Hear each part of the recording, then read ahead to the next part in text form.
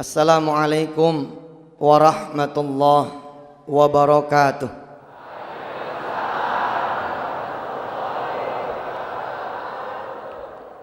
Allahumma salli wa sallim wa barik ala sayyidina Muhammad wa alihi walhamdulillahi rabbil alamin.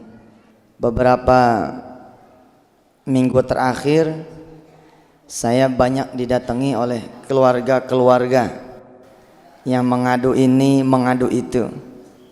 Coba dah kita bahas bagaimana sih caranya menjadi keluarga yang sakinah, mawaddah, warahmah.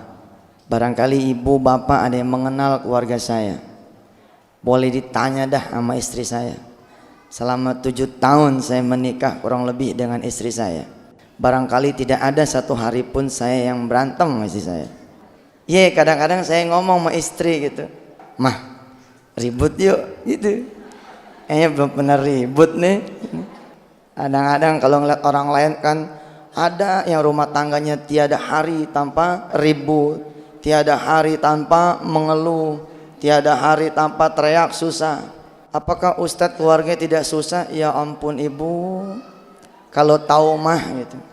Cuma kadang-kadang nih mulut menyampaikan keluhannya kemana? Menyampaikan keluhannya ke Allah. Istri saya walaupun usianya jauh dari saya ya, tahun 99 kami menikah, tapi kesabaran istri saya subhanallah. Dia kalau ada sesuatu yang tidak dia sukai dari saya, umumnya itu paling cepat 1 hari dia baru mengemukakan kepada saya, tidak langsung diserang gitu. Kan banyak ya, bukan di sini nih, banyak ada yang tidak suka aja langsung menyerang. Dia tidak tuh, dia tahan dulu. Lalu saya tahu rahasianya, kenapa dia bisa menahan dulu. Dia milik ke Allah dulu. Kan ilmunya begitu tuh. Kalau punya masalah ke Allah dulu, kalau ada yang digelisahin ke Allah dulu, kalau ada yang dikeluhin ke Allah dulu. Nah, termasuk ketika dia gelisah, misalkan ada sikap saya, ada SMS yang nyelonong masuk, ada perempuan dari Medan bawa koper pengen minta dilamar sama saya. Bener ibu, kalau istrinya orang lain pingsan tuh, bawa koper udah siap-siap. Kalau tua mah kagak sebanding nih, ya kan repot urusannya. Enggak tuh, istri saya santai aja gitu. Baru sehari 2 hari baru bilang dah, Kak kemarin ada yang datang tuh gitu. Kapan? Nah baru cerita, tapi suasana udah dingin, udah adem. Kita cerita deh bagaimana membangun keluarga sakinah. Barangkali keluarga saya bukan keluarga yang harus dicontoh, masih banyak lagi keluarga-keluarga yang mesti dicontoh yang jauh lebih lama daripada saya. Dan yang harus lebih kita contoh lagi siapa? Tentu saja Rasulullah Sallallahu Alaihi Wasallam.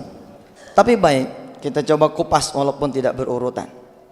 Kita berdoa pada Allah, mudah-mudahan bukan cuma rumah tangga kita yang bahagia, tapi juga rumah tangga anak mantu kita ya, cucu ibu barangkali berumah tangga, mudah-mudahan kita doakan menjadi rumah tangga yang sakinah, mawaddah, warahmah. Allah menjadikan rumah tangga kita seperti rumah tangganya Yusuf dan Zulaikha, seperti rumah tangganya Nabi Allah Adam dan Hawa, seperti rumah tangganya Nabi Allah Muhammad sallallahu alaihi wasallam dengan Khadijatul Kubra. Itu yang kita kemudian dengar ketika dulu kita menikah gitu. Dalam doa yang dibacakan di khutbah nikah, dalam doa yang dibacakan oleh kiai-kiai ketika kita kemudian melangsungkan pernikahan. Suatu hari seorang suami yang datang kepada saya, terus dia bilang, Ustadz, kenapa ya saya punya rezeki kok kayaknya nggak pas gitu. Nggak pas bagaimana? Ya nggak pas sama pendidikan saya, nggak pas sama apa yang saya inginkan. Ada nggak jalan keluarnya supaya pekerjaan yang saya inginkan itu dapat dan sesuai dengan apa yang saya harapkan? Di dalam surah Ibrahim Allah menyatakan di sana, Qul ya ibadiyalladzina amanu yuqimus shalah. Nomor 1, perhatiin sholatnya. Sehingga dalam konselingan tersebut saya bilang begini sama tuh orang, Pak, sholatnya bagaimana? Udah pas apa belum? Maksudnya Ustadz, udah sholat di tepat waktu belum? Berjamaah atau tidak? ngidupin sholat sunnahnya apa kagak. Kalau koreksian ini berhenti di jawaban dia kagak, mendingan pulang dulu. Ini dulu diberesin, jangan melangkah ke yang lain dulu. Qul ya ibadiyalladzina amanu yuqimus shalah. Benerin dulu sholatnya. Itu saja Ustadz, itu dulu, bukan itu saja, masih ada yang lain. Nanti hitung, saya bilang ini hari apa, tanggal berapa, persis sebulan datang kemari lagi. Nanti kita akan kasih tips yang lain. Terus sekarang kerja di mana? Sekarang nggak punya kerjaan Ustadz. Loh, bukan cuman nggak pas dong, berarti nggak punya kerjaan juga. Iya Ustadz. Ya sudah, kalau memang begitu benerin sholatnya dulu. Pulang dia, kira-kira dapat berapa lama sesuai dengan yang dijanjikan, dia datang lagi. Datang udah lain tuh, sebelumnya nggak bawa apa-apa. Kemudian pas datang lagi bawa anggur, bawa segala macam. Mukanya juga terang. Begitu baru datang langsung ngacungin jempol 2 biji. Apa dia bilang? Top dah Ustaz, top. Top apanya? Emang sholat nomor 1 dia bilang. Saya datang Senin, saya pengen rizki dari Allah, tapi dipanggil sama Allah agak mau. Hayya alal falah, ayo sini saya bagi kebahagiaan kata Allah. Tapi kita nyari kebahagiaan dengan jalan kita, nggak ketemu. Habis jalannya Allah nggak kita tuju. Terus apa lagi? Jadi saya yang dikasih tahu sama dia.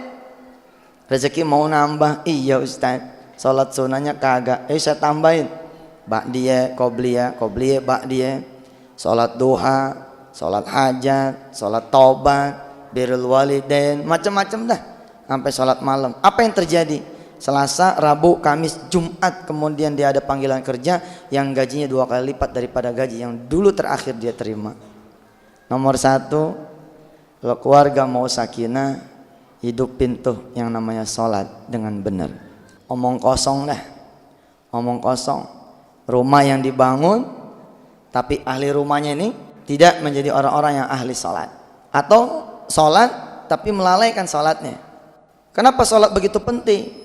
Banyaklah sudah penjelasan yang lain. Saya ingin menjelaskan yang ada kaitannya dengan ekonomi. Banyak dari kita yang beranggapan sholat hanya punya dimensi akhirat, nggak punya dimensi dunia. Siapa yang bilang? Kita kagak sholat berjamaah nih laki-laki nih, kita bakal dibagi pembilang 27 pembilang rezeki kita. Kan sholat berjamaah, kata Allah lewat Rasulnya dikali 27 kali lipat. Kalau kita tidak sholat berjamaah, maka dibagi rezeki kita jadi dibagi 27 kali lipat. Misalkan ada ya ayah muda punya gaji 2,7 juta, tapi kalau dia tidak ahli sholat berjamaah, sisa bulanan itu cuman voucher doangan 100.000.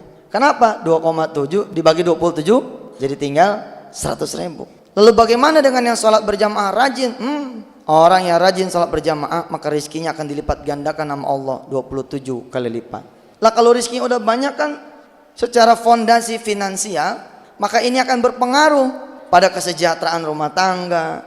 Jangan lupa kita butuh yang disebut dengan kesejahteraan spiritual saja, tapi juga kesejahteraan finansial. Ada cerita seorang sopir, dia ikut dengan kiai di salah satu daerah di Jawa Timur. Tidak ada yang istimewa dari ini sopir, kecuali sejak umur 20 tahun dia sudah ahli sholat berjamaah.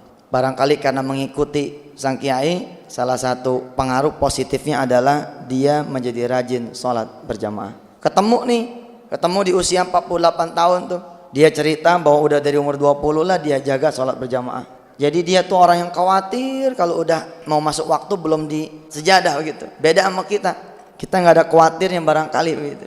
Dia orang yang khawatir gitu. 3 tahun berselang nggak ketemu, usianya menjelang 52 begitu. Suatu saat saya ketemu dengan anaknya tuh kiai. Jadi di usia 48 kurang lebih lah sang kiai meninggal. Kemudian pada saat meninggal ada seorang juragan besi datang melamar anak dari si sopir ini. Tapi kemudian si sopir merasa karena tidak seimbang, dunianya nggak seimbang, dia menolak. Dia bilang nggak usah lah, bapak orang kaya, saya orang susah.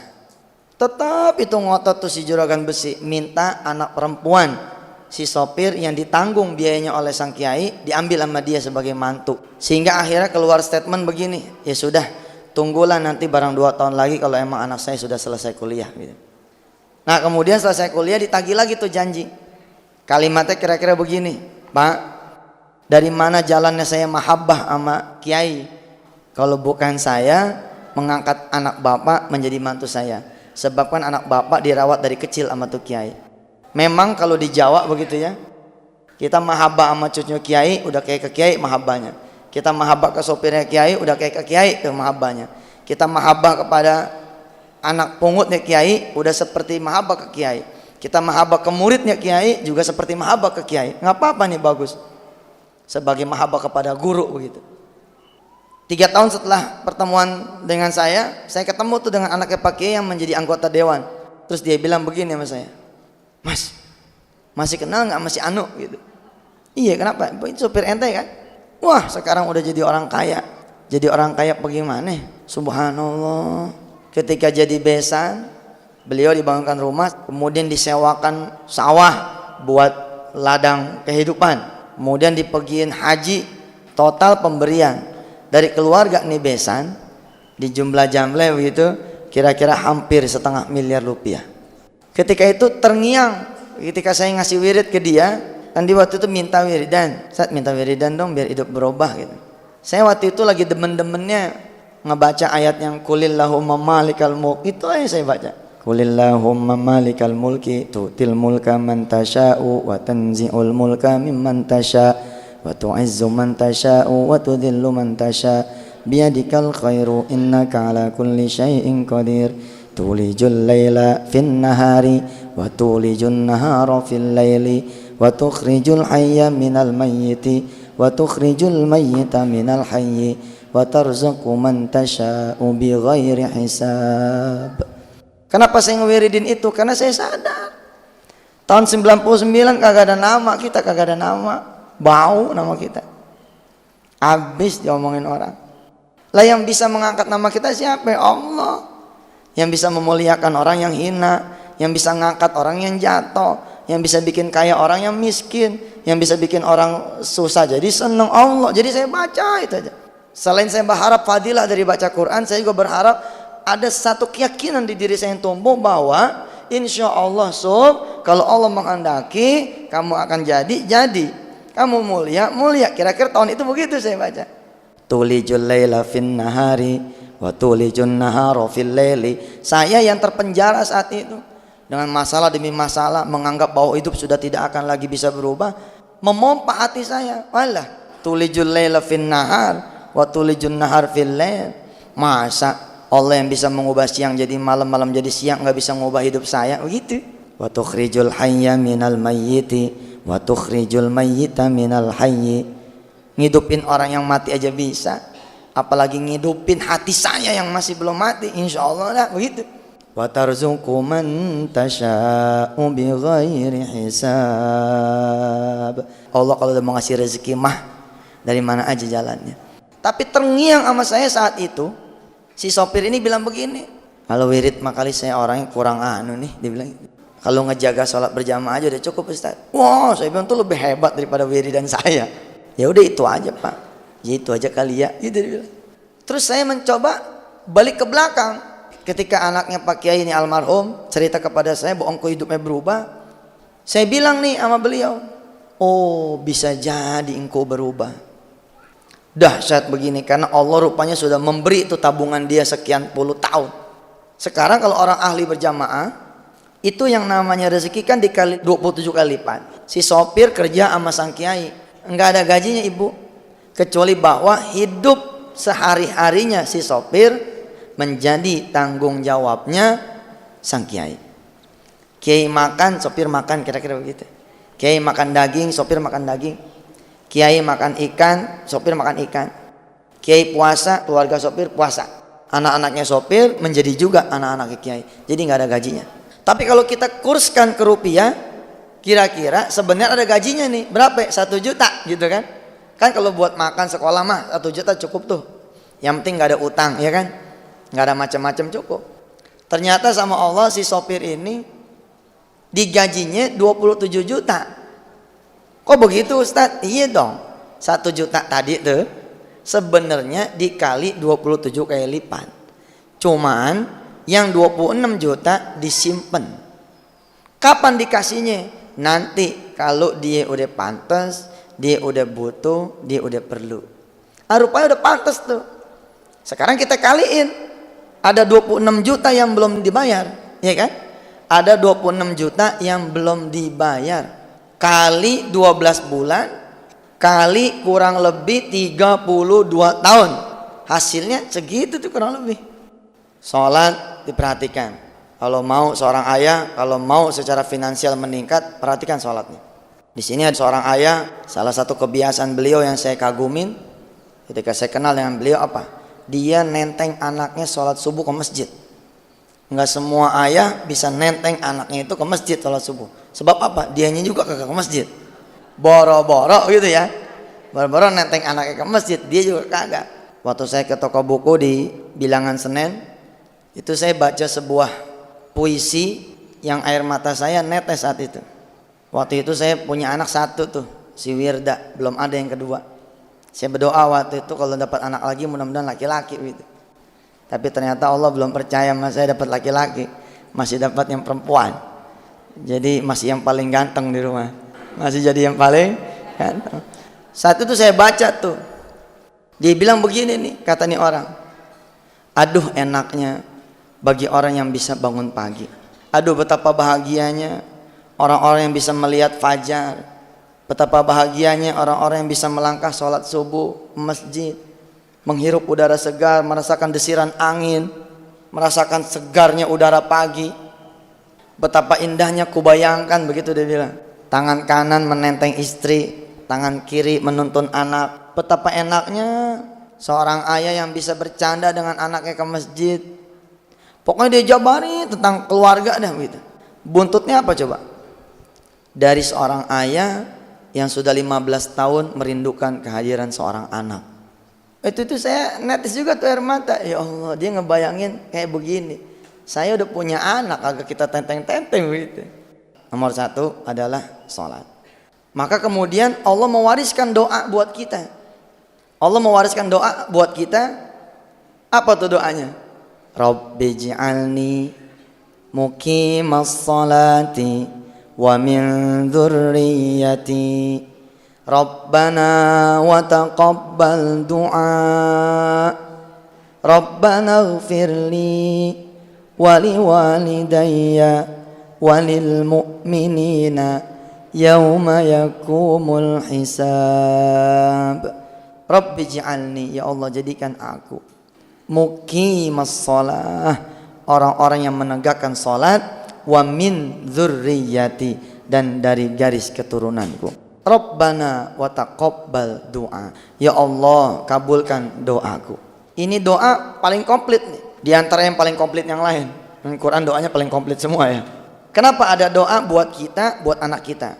Terus ditambah lagi ada doa buat siapa? Rabbana ighfirli wa liwalidayya, buat orang tua kita. Jadi itu doa buat kita, buat atas, buat bawah. Saya alhamdulillah termasuk yang mendawamkan tuh baca doa ini habis sholat. Kenapa? Karena emang doanya tuh buat kemana-mana gitu. Terus yang nomor dua, kalau keluarga mau sakinah, sholat. Istri bisa nggak sholat berjamaah? Bisa. Dengan mendorong suami bangun sholat subuh berjamaah di masjid, sama pahalanya. Sama. Langkahnya suami ke masjid jadi langkah ibu, pulang dari masjid ke rumah jadi langkah ibu. Semua dorong masjid, biar ibu juga mendapatkan pahala. Saya ingat ya sebelum mengajak ke yang kedua, karena bagi saya emang sholat ini istimewa banget.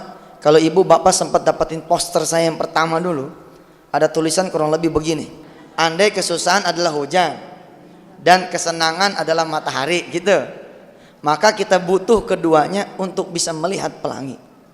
Sebelum jauh-jauh memperbaiki diri, sebelum jauh-jauh mencari solusi buat segala permasalahan yang kita hadapi, nomor satu yang harus kita perbaiki adalah sholat. Ini ucapan siapa coba? Ucapan istri saya. Saya mah kagum bener dah sama istri saya, bener. Saya pusing banget, pusing, tagihan banyak gitu. Rezeki dirasa seret gitu. Asar nih, asar dia ngomong sama saya, Kak, kakak inget gak? Ingat apa? Apa yang kurang dari kakak? Apaan? Sholat tuh. Mau sholat deket kakak kamu sholat. Mau sholat kita rezeki bakalan nambah. Astagfirullah, iya. Asar kan nggak bisa diperbaiki tuh. Kenapa? Udah lewat. Yang bisa diperbaiki yang mana? Maghrib. Oh saya kencang tuh hati. Baik mah. Ntar maghrib papa ke musola dah. Barangkali dialog juga tuh menjadi salah satu terapi sakinah ya. Kalau sakinah.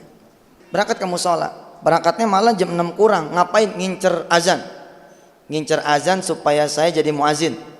Supaya apa? Supaya saat itu orang-orang yang sholat ke musola menjadi sholatnya saya. Kan kalau saya yang manggil dia pada datang tuh. Jadi kan sholatnya dihitung sebagai sholat muazin juga. Habis sholat tetangga saya ngomong begini, tumben, Sob, lagi ada di rumah nih. Gitu. Saya bilang iya nih lagi ada di rumah. Padahal sering juga di rumah. Emang jadi ustadz bukan jaminan juga gitu, bukan. Yang jadi jaminan mah orang-orang yang bertakwa kan gitu. Ada Yusuf mah azannya lain, jadi orang pada datang gitu. Ntar jangan pulang ya, bentar kata dia gitu. Udah, Mbak dia, kemudian kita ngobrol sebentar. Saya bilang saya pulang dulu dah, ntar Isya balik lagi. Bentar, dia ke dalam rumah, dia ngasih tentengan tuh. Kalau nggak salah ada pepaya, ada apa lagi tuh. Pokoknya buah-buahan lah ya. Saya bawa pulang nih buah. Assalamualaikum, salam. Istri saya cium tangan, dia ngelihat ada tentengan. Waduh, baru sholat sekali udah bawa tentengan. Subhanallah.